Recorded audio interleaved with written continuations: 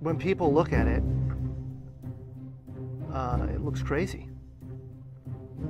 That's a very natural thing. Sometimes when we look at it, it looks crazy. It is the result of reasoned engineering thought, but it still looks crazy. From the top of the atmosphere down to the surface, it takes us 7 minutes. It takes 14 minutes or so for the signal from the spacecraft to make it to Earth. That's how far Mars is away from us.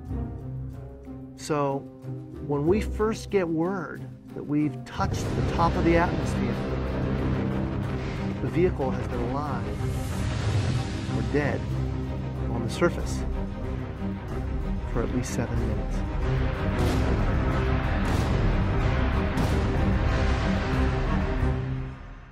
Entry, descent, and landing, also known as EDL, is referred to as the 7 minutes of terror because we've got literally 7 minutes to get from the top of the atmosphere to the surface of Mars, going from 13,000 miles an hour to 0 in perfect sequence, perfect choreography, perfect timing, and the computer has to do it all by itself with no help from the ground.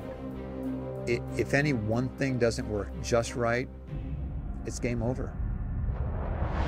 We slam into the atmosphere and develop so much aerodynamic drag. Our heat shield, it heats up and it glows like the surface of the sun. 1,600 degrees. During entry, the vehicle is not only slowing down violently through the atmosphere, but also we are guiding it like an airplane to be able to land in a very narrow, constrained space. This is one of the biggest challenges that we're facing, and one that we had never attempted on Mars. Mars is actually really hard to slow down because it has just enough atmosphere that you have to deal with it. Otherwise, it will destroy your spacecraft. On the other hand, it doesn't have enough atmosphere to finish the job. We're still going about 1,000 miles an hour. So at that point, we use a parachute. The parachute is the largest and strongest supersonic parachute that we've ever built to date. It has to be able to withstand 65,000 pounds of force, even though the parachute itself only weighs about 100 pounds. When it opens up that fast, it's a neck-snapping 9 Gs. At that point, we have to get that heat shield off. It's like a big lens cap blocking our view of the ground to the radar. The radar has to take just the right altitude and velocity measurements at just the right time, or the rest of the landing sequence won't work. This big, huge parachute that we've got, it'll only slow us down to about 200 miles an hour.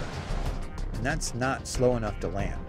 So we have no choice, but we've got to cut it off and then come down in rockets. Once we turn those rocket motors on, if we don't do something, we're just going to smack right back into the parachute. So the first thing we do is make this really radical divert maneuver. We fly off to the side. Diverting away from the parachute, killing our horizontal velocity and our vertical velocity, getting the rover moving straight up and down so it can look at the surface with its radar and see where we're going to land. And we head straight down to the bottom of a crater, right beside a 6-kilometer high mountain. We can't get those rocket engines too close to the ground, because if we were to descend propulsively with our engines all the way to the ground, we would essentially create this massive dust cloud. That dust cloud could then go and land on the rover. It could damage mechanisms and it could damage instruments. So the way we solve that problem is by using the sky crane maneuver. 20 meters above the surface, we have to lower the rover below us on a tether that's 21 feet long, and then gently deposit it on its wheels on the surface.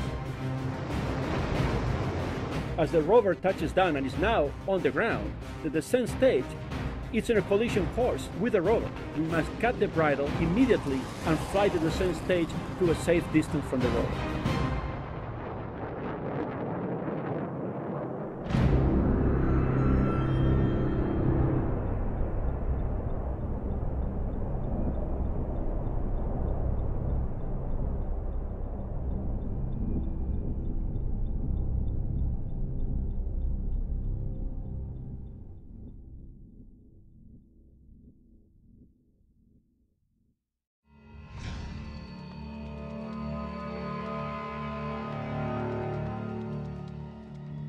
Things are looking good. Coming up on entry. Vehicle reports entry interface.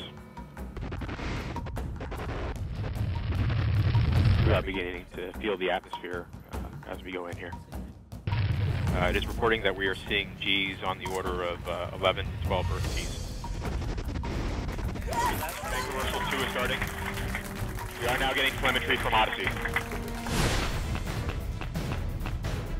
We should have parachute deploy around Mach 1.7. The parachute is deployed. We are decelerating. Heat chill has separated where we found the ground. We're down to 90 meters per second at an altitude of 6.5 kilometers descending. Standing by for back shell separation.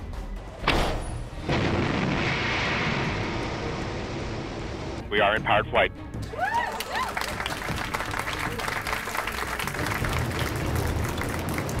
We're at an altitude of 1 kilometer descending. Standing by for sky crane. Sky crane has started.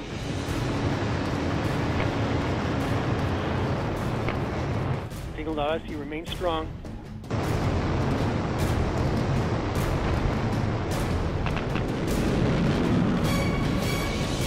Touchdown confirmed. We're safe on Mars.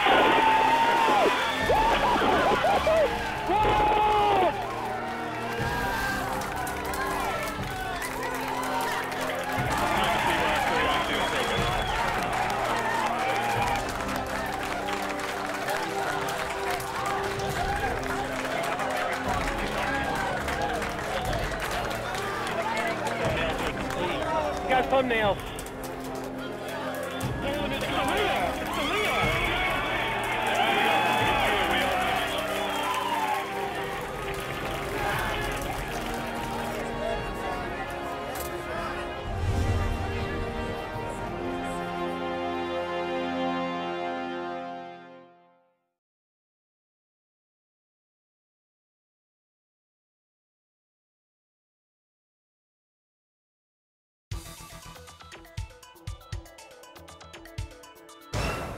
Hi, I'm Babak Ferdowsi, Flight Director with the Mars Science Lab Curiosity, and this is your Curiosity rover update.